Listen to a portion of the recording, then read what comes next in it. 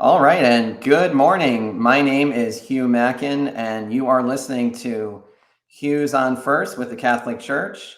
And we are a production of Catholic 365, and very, very happy to be with you today to have a wonderful discussion with a person who I really believe will be a great inspiration to those of us who are listening to this. So welcome to Catholic 365 Conversations, where we talk with people like our guest today who are living radically inspired lives modeled on the life of Christ, not just on Sundays, but 365 days of the year. Our goal with this program is to explore what that looks like and to bring faith into every part of our daily lives, at work, at home, and in the world. The program, as I said, it's a production of Catholic365.com in partnership with VMR Communications. You can read inspiring articles on living Catholic 365 days of the year at Catholic365.com or right here on Facebook, where those of you who are joining us are hopefully watching this and will maybe watch it later. Today, I'm just very, very happy to share with you that we're joined by John O'Leary, who is the real life inspiration behind a film that just released a couple of weeks ago called Soul on Fire. And John's story of faith, courage, and gratitude has inspired literally millions of people around the world. And joining me is the person who actually wrote a film review about the film Soul on Fire, my friend and colleague, Janine Shumagala, and she recently wrote what really was a moving review on Catholic 365, and very happy to have you here on the show as my co-host. Janine, thank you for joining us. Well, thank you for the invitation. Yes, and just as I said, really feeling very blessed to have this opportunity to speak with John O'Leary. And John, I'm going to bring him into the conversation here. Hey, John. Good morning. How are you? Good morning. Yeah, good. Thank you. And where are you? We spoke earlier before the show, but where are you actually joining us from? In my living room. You'll hear a dog walking by. You may hear a wife outside raking leaves. Who knows what you're going to hear next? But I'm in St. Louis, Missouri. Oh, nice. Right. Exactly. All right. Nice. So my old sort of stomping grounds, we were in Columbia, Missouri for a little while, and had a chance to visit St. Louis a couple of times. And I know St. Louis actually features pretty prominently in the book. So we'll talk a little bit about that. And Jack Buck, obviously, just so inspiring. So, I mean, I saw the film. I know Janine saw it. And as I said, wrote the review. I guess before we get into the film, would you mind, it's a bit of a challenging task, admittedly, but just take us back to that moment in the garage and what happened and what has transpired in your life since that transformative moment. Perfect. So when I was 9 years old, today I'm a bit older than that. I'm in my late 40s. But when I was 9, I was involved in a gasoline explosion in my mom and dad's house here in St. Louis, Missouri, ultimately burned on 100% of my body, which in 2025 is a death sentence. But back in 1987, there's just no chance of this child surviving. And there's so many heroes. If you've read the book or know my heart or saw the film Soul on Fire, there's so many heroes who showed up. But when you ask the question here, the very first person I thought of was my mom. And I know we may backtrack a little bit, but my mom is one of my heroes in life for a million reasons. And one is her faithfulness. I'm in a hospital at the emergency room here at Mercy, which is a big hospital, great care, great Catholic system here in St. Louis. And I'm in this hospital bed dying. And my mother walks in, she takes my right hand. For those of you able to see, I'm holding it up on the screen, but my right hand it's broken. It's still hot from the fire. She takes it in hers. She pats my bald head. She tells me she loves me. And I look up and I say, Mom, am I going to die? And this wonderful mother of 6 looks back at me and she says, baby, do you want to? And I said, Mama, I don't want to die. I want to live. Mm-hmm. And her response was good. Then look at me, honey. You take the hand of God, mm-hmm. you walk the journey with him, and you fight like you never fought before. Mm-hmm. And so on this opening shot across the bow, January 17th, 1987, a 9-year-old child took the hand of God. I knew what that meant. I knew what it meant to fight, and I knew what it meant to have great parents who walked the journey with me. Amazing. I mean, honestly, I'm so glad you mentioned that part of your life. I mean, and of the film. It was for me, but I would say the most impactful part of the film was that moment when you asked your mom. I mean, it literally brings tears to my eyes, like as I bring it up now. I mean, you asked your mom something to the effect of, am I going to live? And I mean, I was expecting your mom to say, yes, honey, you're going to live. That's what I was expecting. Like, wouldn't a good mom, say something like that? And yet she didn't say that. She gave you, I think, and I was been listening to your audiobook, by the way, this morning. I mean, she gave you really such a gift in that she gave you the choice to say, like, do you want to live? Like, it was, to me, it was so moving. And that really, I think, from what I gather, I mean, that question from your mom set the course for the rest of your life. Is that fair to say? For sure. It's so bold. I mean, for the parents in the room, whoever that might be listening to our conversation, when a child is ill, the thing you desire is to remove that illness from them immediately, even if it means taking it on yourself. Like, remove all pain, make the path smooth and clean and free of agony. And instead, in some regards, my mother was far more Christ-like. I mean, look at Jesus in Scripture.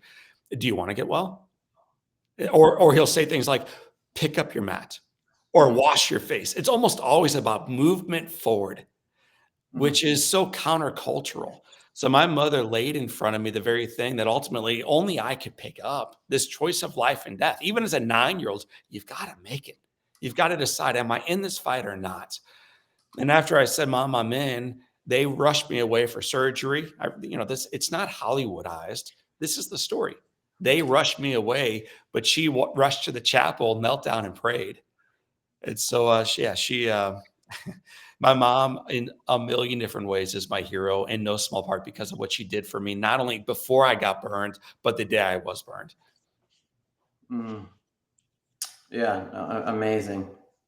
So, and so I guess, I'm curious, John, so when your mother told you it was your choice to live or to die, how did that particular conversation, which, I mean, it was kind of a mini conversation in a moment of crisis, how did that conversation shape your faith in God and your relationship with God? Mm.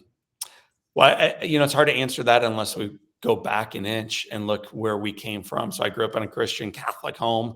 We went to church on Sundays and prayed before meals and prayed before bed, and we were in Bible study, and I watched it modeled in my family. So it wasn't like, now we're in a crisis moment, should we pray? Mm-hmm. We grew up in no crisis moments. None of us in my family had been tested at all. It just was smooth sailing. It was a great upbringing. Mm-hmm. But we also grew up in the faith. So the day before this, I was burned on a Saturday, but the day before this, I colored a picture it's called St. Clement's of Rome, this little Catholic school. And it was a picture of Jesus walking on water and calling the boys out of the boat. And the only boy who came out was Peter. And as I remember this picture, Peter's kind of half up, half down, but he's in the water. And the other 11 are cowering in the back of the boat. And I remember as a 9-year-old kid thinking, if I'm ever called out of the boat, I'm going. Like, I'm going to do this thing. And, faith to move mountains. I think children have that. Let the children come to me. And yet what Jesus is inviting us to recognize is not an age requirement, but a heart requirement. This idea of recognizing as people, as Christians, man, we have the ability to get out of the boat and walk if we take his hand. And so as a child, I knew that. So when my mother invited me to get out of the boat, in other words, to take the hand of Christ and walk the journey with him, I knew what that meant. And so I wish I had faith like that these days. I don't always, but I did as a kid. Mm. Yeah, no, and I think one of the things that struck me about the film was speaking of your childhood, the role of your siblings, and your very brave sister, like going back into the house, like is it true? Did she actually go back multiple times to, Yeah. I mean, So just so you know, like the story is true. In fact, you brought up St. Louis. The reason why St. Louis is in the film is because that's where it happened. So Mhm, most films are shot in Atlanta or Vancouver, maybe LA, for mhm, tax reasons or various purposes. But St. Louis is a big part of our story. In fact, the scenes where little John is burned and the little girls are going back into the house for water, that is in fact my mom and dad's house. So mhm. that's not some home we rented for the fire. The scenes when John is coming back to that house after 5.5 months of recovery in hospital, that's my mom and dad's house. The scenes where he dances with his future wife, in the quad at St. Louis University. Well, that's at St. Louis SLU. When we get married later on at the Shrine of St. Joseph, that's not some pretty Hollywood chapel. That's downtown St. Louis. That's where 21 years ago, my wife took my hand and said the words I do. And I said them back to her. And then we Mm, eventually have mass and kiss and walk down the aisle. So for us, getting the story right mattered and getting the details of the story right mattered. And so when you see the girl going back, not just a girl, because as listeners and viewers, you might mistake this. My sister is 7. She's a child. Our house is burning down. I want to die. And she hears this and she says, I need to do something. And so this child goes back into a burning house, not for a knife, which is what I want, but for water. So yeah, I mean the story is accurate. yeah. So, because I mean, at that point in the film, it seemed to me like there was this question for people watching it. Oh, wait, was she going to try to essentially, put you out of your misery? Because she was, if I remember correctly, in the film, she was right near the knives in the kitchen. And Right. then instead of reaching for those, she reaches for water and then goes back out and multiple times, You you know, know, there were several dousing with scenes that were water. the movie's so dramatic. I mean, if you see this without being moved, you should probably go to a hospital and check for your Yeah. heart rate like immediately. But it's just an emotional film. But even those scenes were even more intense. And then we recognize we want this thing to be accessible to young people. Mhm. I want your 7-year-old daughter to be able to be stirred by this film. And Yeah. if we made it as dramatic as it actually was, you might not be able to take her to the film with you, or now it's streaming already on Amazon. So Mhm.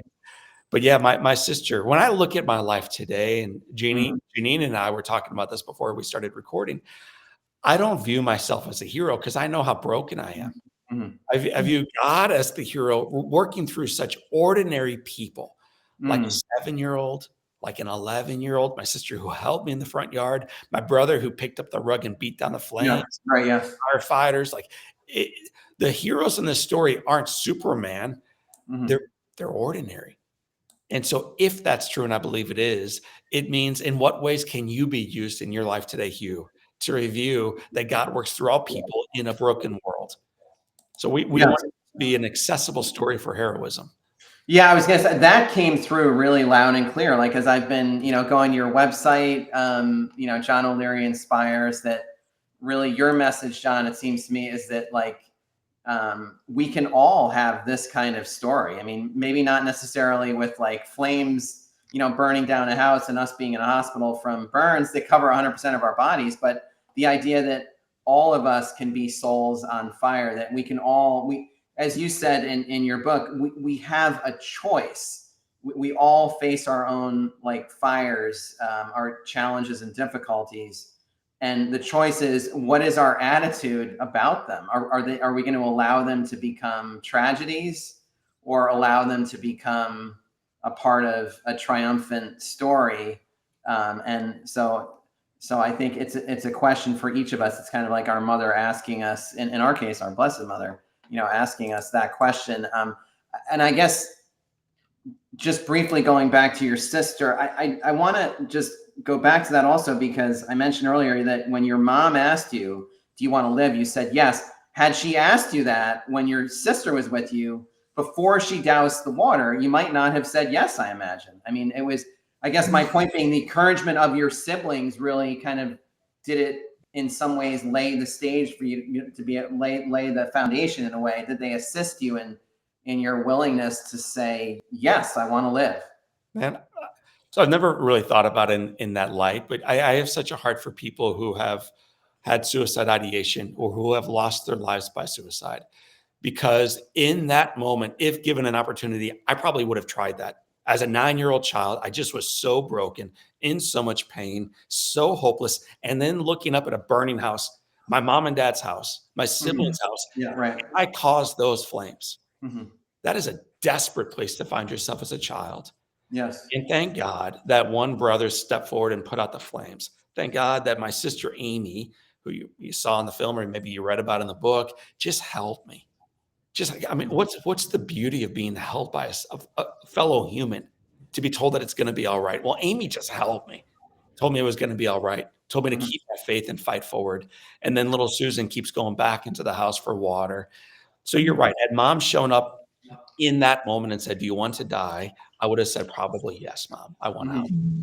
But the love showed up and the grace showed up and the mercy showed up. And I think that's what allowed ultimately this little boy to make a radically different decision 30 minutes downstream. Mm.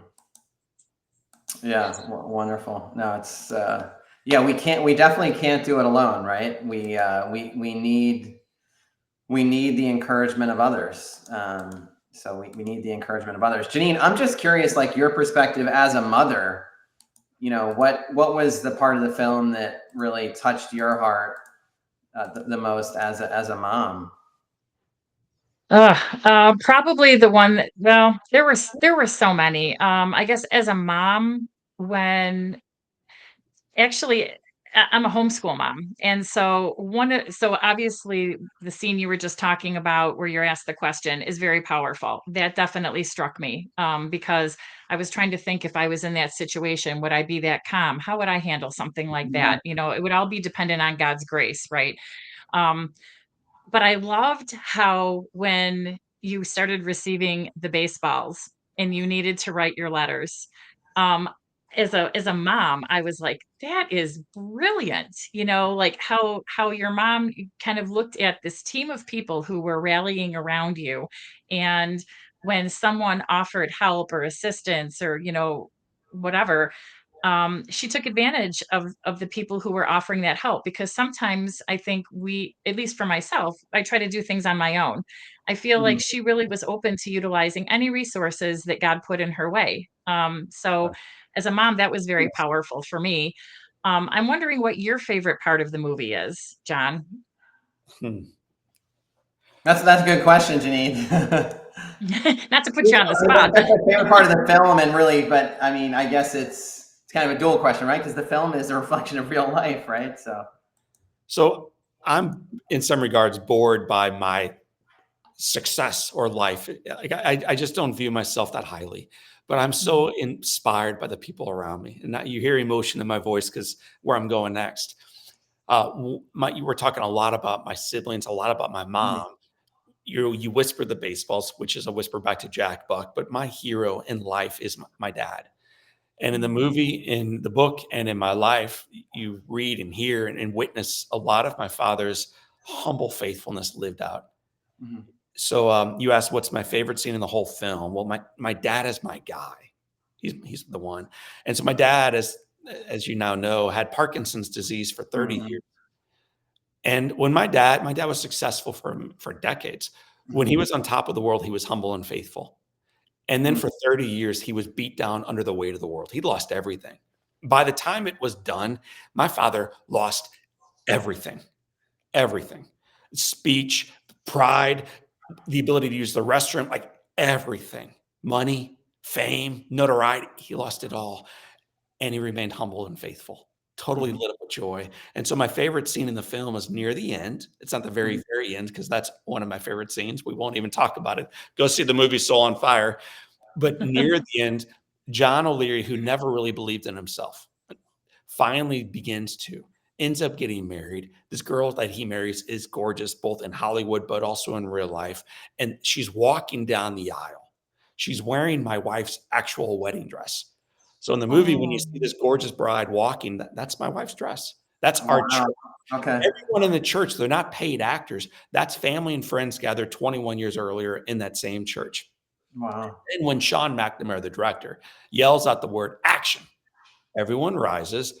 The bride walks down the aisle. They dial the left.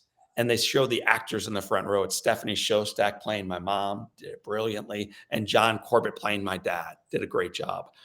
But right in the second row, as the grandparents, those aren't grandparents. Those are my actual mom and dad. Wow. And my dad can't stand in real life at this point. Okay. He heard the word action. This warrior grabbed onto the pew with both hands and just willed himself up. And so when you see Soul on Fire and you watch John get married and you see the girl walk down the aisle and then you see the actors rise in the front row, in the second row are the real heroes. The woman is my mom, the real woman, the real hero. And to her side, as was always the case, is her husband. Mm. That means the world to me for a million reasons, but one of them is that on May 30th this year, my father passed away. Mm. And he passed away in the home where we had 2 house fires, in the bedroom where he raised 6 kids, and we had all these fun mornings together as a family. He passed away with his wife next to him, with 6 kids around him, with 23 great grandbabies gathered, and maybe more importantly, with a smile on his face. My dad lived and died in joy. And so you can pay money to watch fictional films about Superman saving lives, and to me, it bores me back to sleep. Mm-hmm. Or you can invest in a real life story of a humble, normal Catholic family who dealt with profound challenges and blessings, and role models up and down who showed us what joy looks like, both when you are on top of the world and when you are beat down by it. And I don't know anyone who lived that better than my dad. That That is, was yeah. beautiful. I mean, literally. I Yeah. reviewed that, like I watched the movie twice before I wrote the review, and there were things that I caught the second time around that I didn't catch the first time. Now I'm going to have to go back and see it a third time because it's really so deep with your family history as well. I'm curious about your faith, your prayer team, like who helps support your mission to speak and to write. Like I feel like people can't do that kind of work alone. There are obstacles. So I'm curious if you have a prayer team that supports you. I'm curious if you have a particular favorite patron saint or devotion, if you're willing to share any of that. Sure. So we'll start with the prayer team back 38 years ago, and it began with family. I think we underrate the power of family, in particular, culturally and governmentally. We keep waiting for the White House to change. And that's not a Republican Democrat issue, but it's always, can you all please fix us? And Pope John Paul II reminds us of the gift of family. And I grew up in an incredible family and still lean into that heavily as an adult. Mm-hmm. My mom, my dad's wife, remains one of my heroes. My siblings, one of them just texted me right before we went live. She's flying in town this weekend to surprise my mom. Like, our family is still all in together. So that's where the team starts. I'm married. I've been for 21 years. She's my prayer warrior. Her name is Beth. We're part of Acts. I don't know if you're familiar with Acts community, but it's like Chirp. We lean into Matthew Kelly and other Catholic writers. We talked about Matt Maher before we went live, or Mac Powell with Third Mhm. Day. So Christian music is a big part of what we do. Our community online, we've got a couple 100,000 followers is the term they use, but man, they're friends. They're warriors alongside of us. All these people are part of our crew who are driving us together so that we can make a bigger difference together. And then in the film, there's a woman who shows up when John's working construction named Deanna. Well, that's a real person. Deanna's my first employee at our organization called Live Inspired. And they did a great job portraying Deanna's fierceness. You can't tell a life story in 94 minutes. So what the film doesn't tell, and I've never shared this on a podcast, but it's a cool story, is the day I was burned, John should have died. They had a church service up at St. Clements of Rome. It snowed 7 inches that night. And I don't know what that means where you guys live, but like in St. Louis, it means they're calling the National Guard, like stay off the and like no one goes out. Right. In St. Louis that night, the church was oversold. It was standing room only. And one of the individuals, in that church was like a 10-year-old girl named Deanna. Deanna was a year older than I. And she left that church service that night and shoveled her parents' driveway as a sacrifice. Each scoop, she would just say, "For John O'Leary, boom, for John O'Leary, boom, for John O'Leary, boom." And when she was done shoveling her parents' driveway, this is a 10-year-old girl shoveling 7 inches of snow. She went to the neighbor's driveway and did likewise. Boom, for John O'Leary. Just this little sacrificial prayer offering for a child that she did not know and probably would never see again. Well, fast forward a couple decades. I have an opportunity to begin speaking. I get introduced in the movie. They kind of truncate the story a little bit, but I get introduced through a mutual friend of ours. And my first hire is a woman named Deanna. She does not share that story with me for 2 or 3 years. I don't think she wanted it to be part of the hiring process. But I hired this woman who lifted up snow for me as a prayer offering the day I was burned. So who are my prayer warriors, man? They are all around me. Uh, I've just been supremely blessed in life to have champions step forward, including when I was burned, Pope John Paul II would write letters to not just John, the victim. He wrote these letters to the family. I think that's so important. Wow. What happens to one happens to all. So if one of you gets burned, so does your family, right? So like the community is my prayer warriors, and I lean into them big time. Yes. And I mean, isn't that true for all of us too, in terms of like when we face our own challenges, how important it is to be plugged into, to our families, to our communities, and to be encouraged by them, and then also offer that encouragement to others. So that's really a great reminder of that.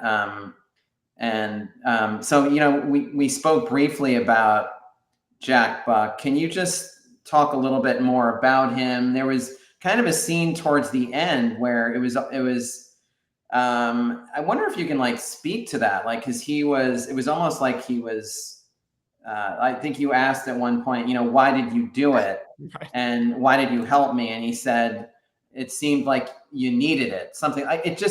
Can you elaborate on that a little bit?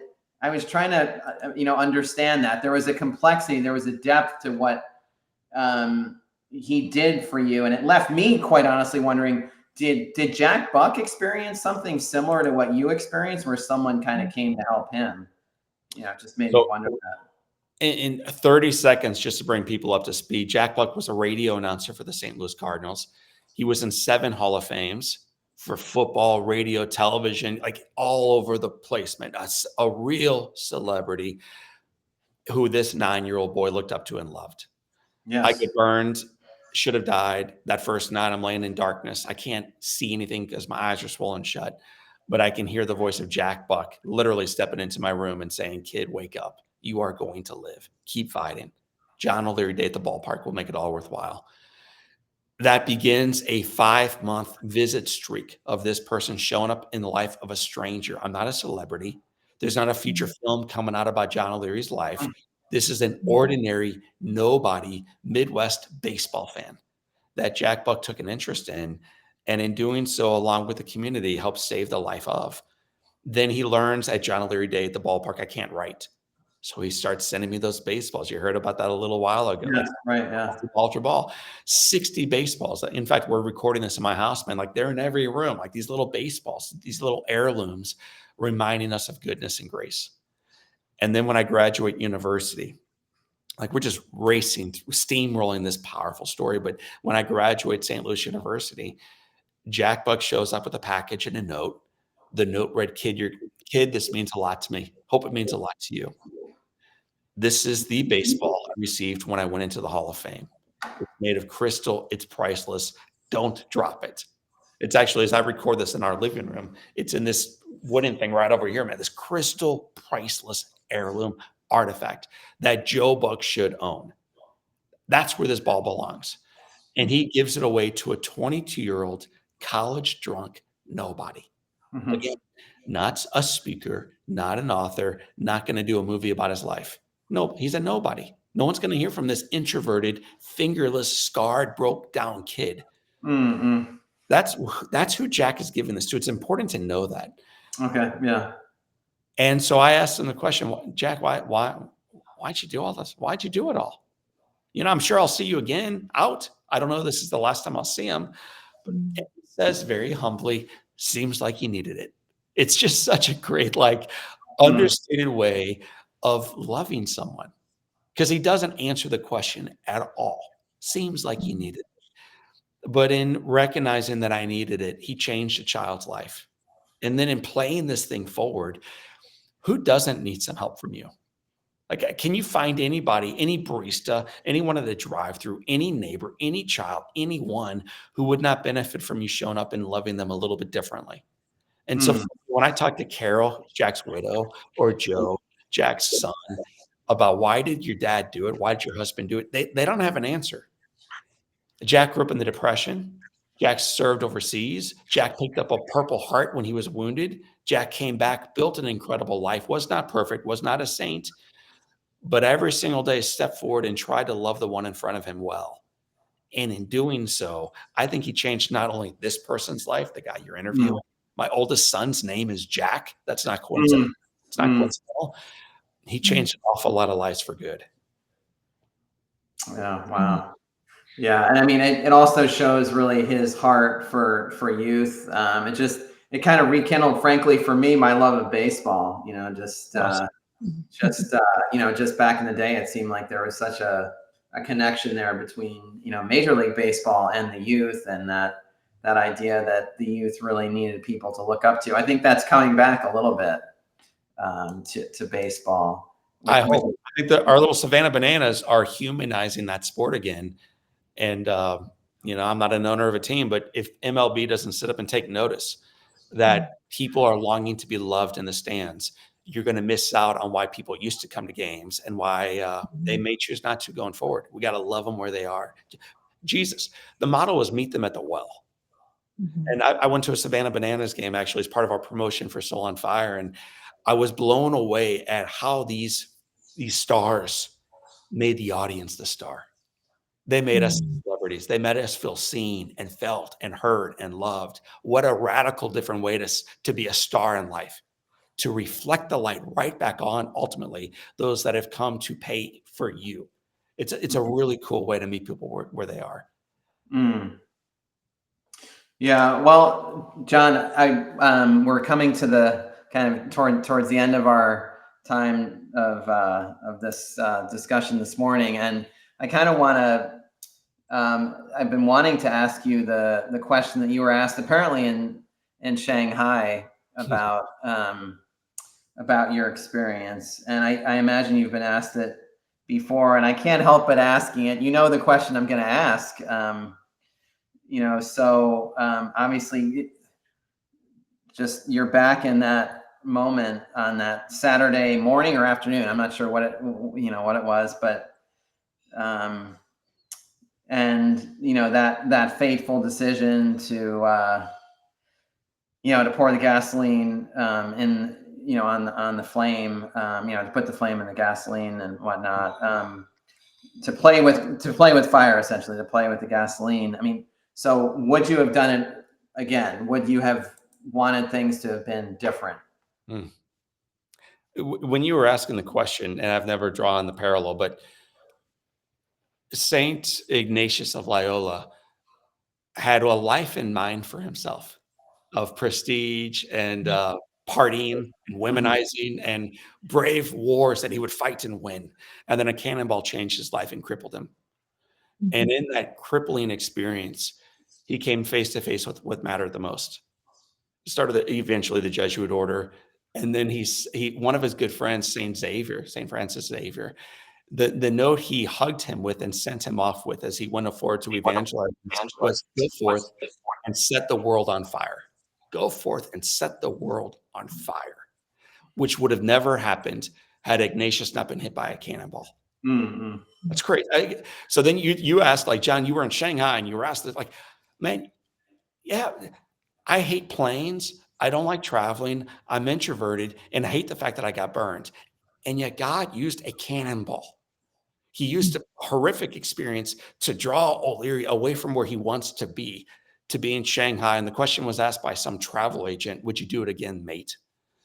And my answer to this Australian in China And to you, my friend, here in the United States was, of course, I would do it again. I hated being burned. I hate the fact that when I look in the mirror, I see brokenness and I miss my fingers and I wish I could throw a baseball overhand. But that cannonball, that explosion drew me forward in my faith.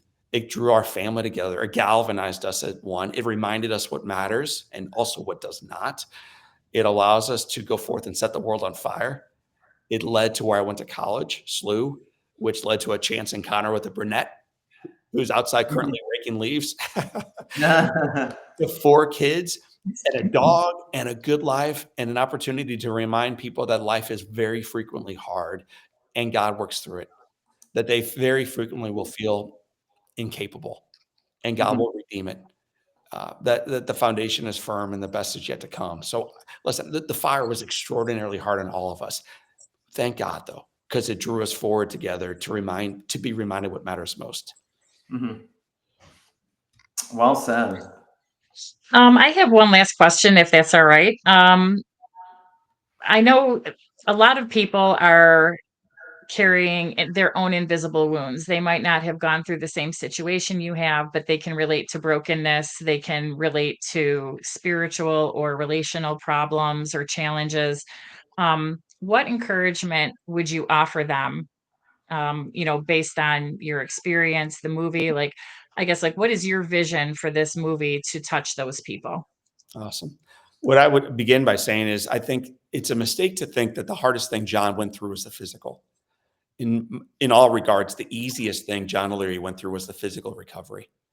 The emotional recovery of knowing you are not enough, of knowing that you are unlovable, of knowing that you are damaged goods, of knowing that you're ugly, of knowing God can't use you. That is a journey. So that is by far the most remarkable journey that I think we collectively have been on. So the physical is the easy part. I'm not saying it was easy, but comparatively, it was a cakewalk. The far harder thing was once you get home from the hospital, how do you love the reflection? So for the people who are struggling, not just with the physical, but the emotional and the spiritual and the relational, my first response is me too. Back then, but even today, me too. And then I'm a trained hospital chaplain, spent 3 years working with kids. The first thing I do when I work with people is just sit with them. I don't try to motivational speak them through cancer or through bankruptcy or through a divorce or through an addictive behavior or through brokenness in their life.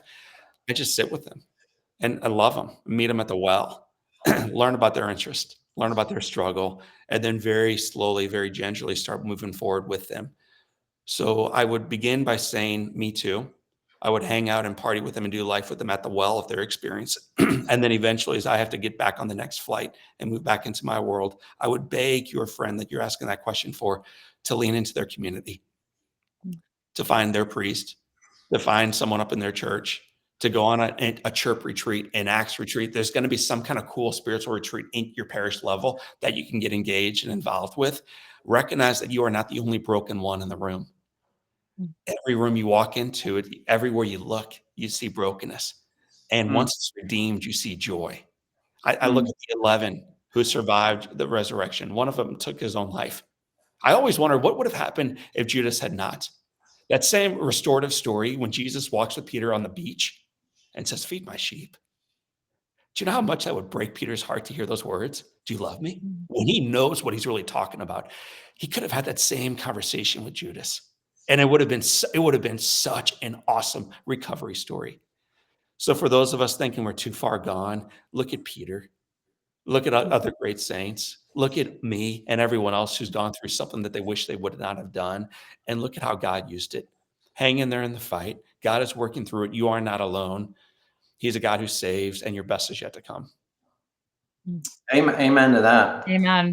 So, John, just in the final moments, if you still have some time to stay on with us, just curious, can you share with us? You mentioned community and us kind of plugging into our own communities, but you had mentioned that something to the effect that you have a community. I'm just wondering, like, if people wanted to get plugged in, so to speak, to the community, the groups that you had talked about. How can they do that? Where can they learn more? Like, do you offer coaching? That also kind of came to my mind as well. Sort of. I would beg people start at home. Like, I'm not trying to say, don't follow me. Please do not subscribe to me and don't let me on fire by the book. That's not it at all. But I think sometimes we reach overseas or across the country when we can open the front door, walk about a quarter of a mile, knock on the door and say, Father, can I come in for a minute? So I would encourage us to get into community in our own local parishes. Start there, please. Then if Mm. you're looking for friends beyond there, hey, I'm in. I'll be your friend. You can find more about the work we do at johnolearyinspires.com. There's links there to our social media. There's links there to our monthly coaching calls. It's free. There's links there to our podcast. It's free. There's links there to how you can stream the film or learn more about the books or email questions. We try to serve. Like, that's really our whole business is built around loving people. So the website is where you can learn more about all of that, johnolearyinspires.com. I look forward to walking with you, but I look forward also for you first saying, John, but I took the first step. I'm re-engaged at my own parish level. I haven't been in a while, but I'm getting re-engaged up there. That's where the journey begins, I think. Yeah, well said. And a very good reminder for sure. Well, I'm thinking, Janine, maybe we could just close this with a glory be, because I just feel like that, what we're talking about here really is like, and I think John said it well. In a sense, he's not the hero, right? God is God is really the hero. So would you both join me in just saying a glory be? Would that be okay? Mhm. Of So course. all glory be to the Father and to the The Son and Son, to the Holy Spirit, The Holy as it Spirit, was in the as it was beginning, in the is now, beginning, and ever is now, shall and ever be, shall be, world. world world without without end. end. Amen. Amen. So, John O'Leary, thank you so much for joining us. Just such an honor. Really appreciate it. Thank you. Hugh. Thank you, Yeah. Janine. Thank you Yes. very much. Yes, and for those of you who are watching and who will watch later, I will post this later on Catholic 365 as well. Thank you for joining us, and do feel free to add comments and send us any questions you have, and comments about ideas for future interviews as well. In the meantime, stay tuned because we'll have more interviews like these. And John, please keep us in your prayers. And I hope we can remain in touch. Hugh. Yes. All right. Well, thank you, everyone. And God bless you. Have a blessed rest of your day and a blessed week. Thanks so much. All right. Thank you.